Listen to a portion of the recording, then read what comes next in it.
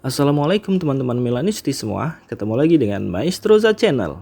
Sebelum nonton video-video kita, jangan lupa untuk di subscribe dan tonton videonya sampai habis ya, supaya Maestroza bisa terus semangat berbagi info tentang klub kesayangan kita, AC Milan.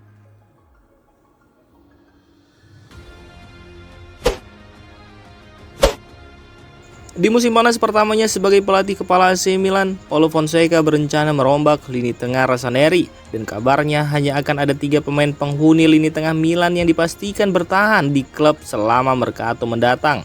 Mereka adalah Tijani Reinders, Ruben Loftus-Cheek, dan Yunus Musa.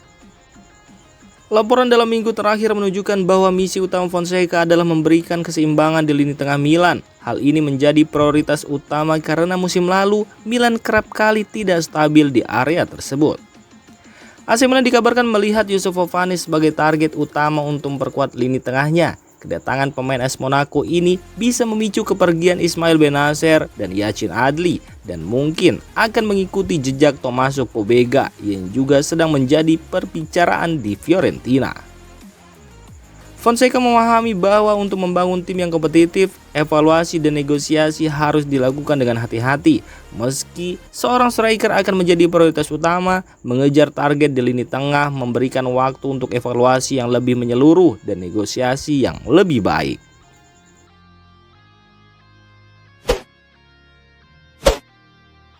Menurut laporan dari Gazzetta dello Sport, kepergian Divock Origi secara permanen bisa membantu Milan dalam upaya merekrut Lukaku.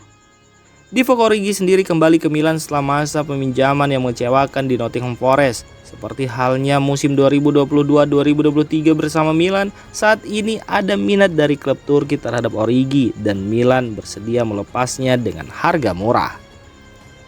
Kepergian Origi secara permanen diperkirakan dapat menghemat lebih dari 10 juta euro untuk Milan, termasuk gaji kotor sebesar 5,24 juta euro. Dana ini dapat dimanfaatkan Milan dalam bursa transfer, khususnya mendatangkan Romelu Lukaku yang saat ini sedang membela timnas Belgia di ajang Euro.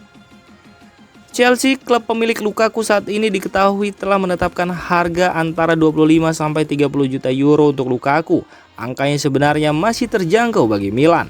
Namun, gaji Lukaku yang mencapai 7,5 juta euro bersih per tahun di Roma musim lalu bisa menjadi kendala, terutama karena lebih tinggi dari gaji Rafael Leao di Milan.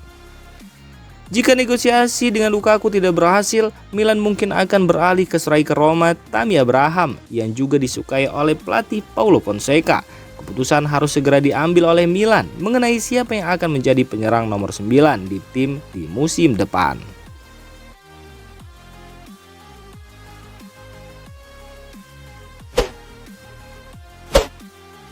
Ismail Bennacer berpotensi meninggalkan Milan pada musim panas ini di tengah perombakan lini tengah yang sedang direncanakan oleh klub dan pelatih baru Paulo Fonseca.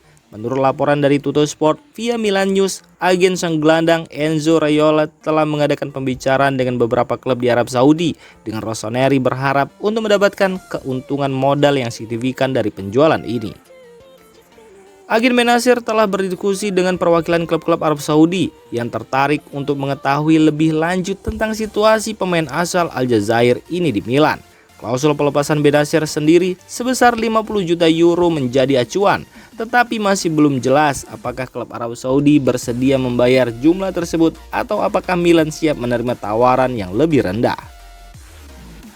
AC Milan membayar 17,2 juta euro untuk merekrut Bennacer pada tahun 2019 dan telah mengamortisasi sebagian besar biaya tersebut. Oleh karena itu, penjualan Bennacer dengan harga mendekati klausul pelepasannya akan menghasilkan keuntungan modal yang signifikan bagi klub. Namun, ada juga rumor sebelumnya yang menyebutkan bahwa Bennacer mungkin terbuka untuk pindah ke Arab Saudi, tetapi hanya setelah musim depan. Hal ini menambah ketidakpastian mengenai kepindahannya dalam waktu dekat.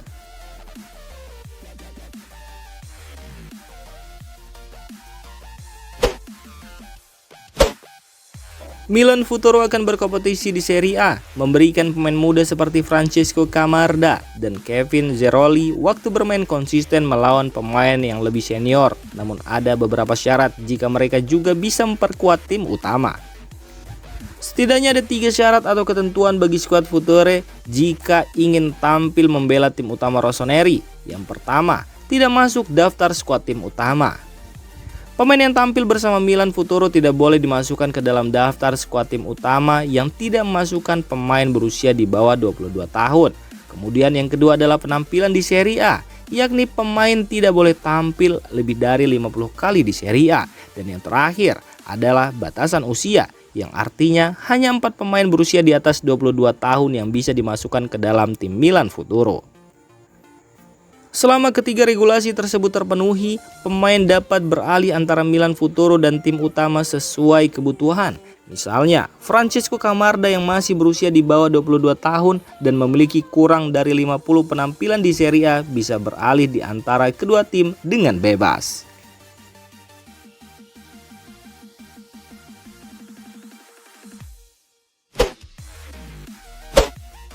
AC Milan terus mencari gelandang bertahan yang cocok untuk memperkuat lini tengahnya di musim panas ini. Hal tersebut disebabkan karena Milan telah kebobolan 49 gol di Serie A musim lalu. Posisi ini menjadi salah satu prioritas utama bagi Rossoneri. Berikut adalah beberapa kandidat yang telah dikaitkan dengan klub maupun yang sudah menjadi penggawa Milan dan analisis statistik mereka. Yang pertama adalah Youssouf Fofana yang saat ini bermain di Monaco. Fofana sendiri adalah salah satu target utama dengan harga sekitar 18 juta euro.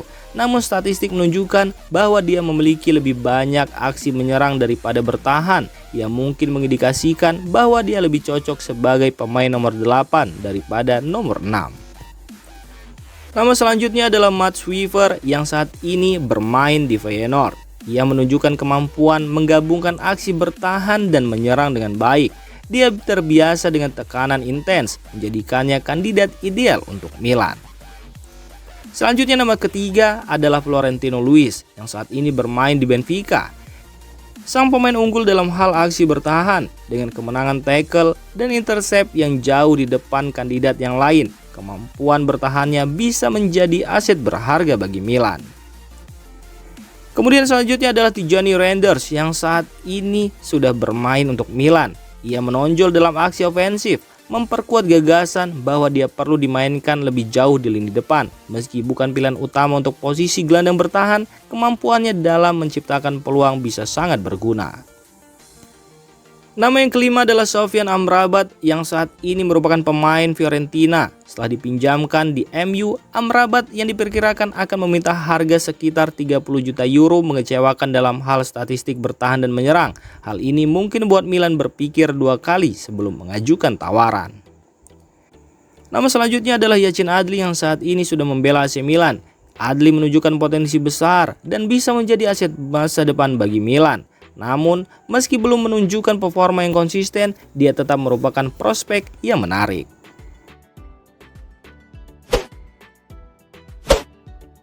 AC Milan didesak oleh jurnalis ternama Carlo Pellegatti untuk merekrut kembali gelandang veteran Giacomo Bonaventura yang saat ini tersedia dengan status bebas transfer.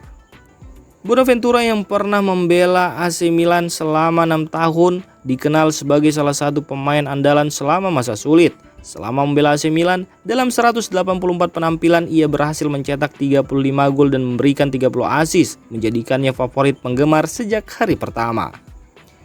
Di saluran YouTube-nya, Carlo Pellegatti menyampaikan ide tentang peluang transfer gratis ini dan mendesak Milan untuk merekrut Bonaventura.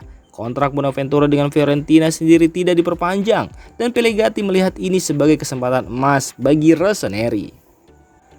Namun, meskipun ada desakan dari Pellegatti, langkah untuk merekrut kembali Bonaventura mungkin kecil kemungkinannya. Milan telah menegaskan fokusnya pada pemain muda dalam upaya membangun masa depan yang lebih kuat. Meski Bonaventura mungkin tidak akan meminta gaji tinggi, manajemen Rossoneri mungkin akan lebih memilih untuk tetap pada strateginya saat ini.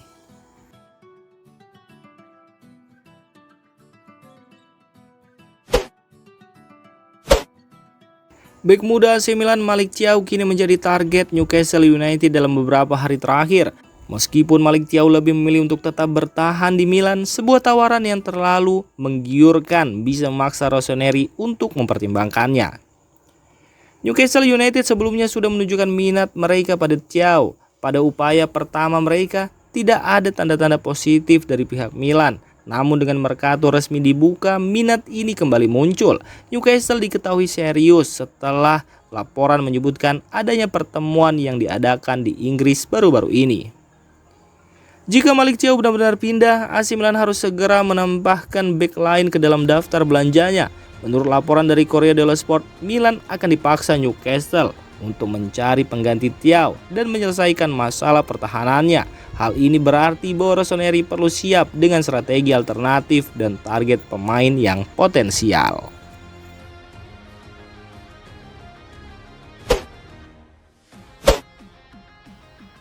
Demikian informasi dunia sepak bola terupdate hari ini. Untuk kamu yang gak mau ketinggalan seputar informasi sepak bola Eropa, silahkan like, subscribe, dan share video ini. Terima kasih.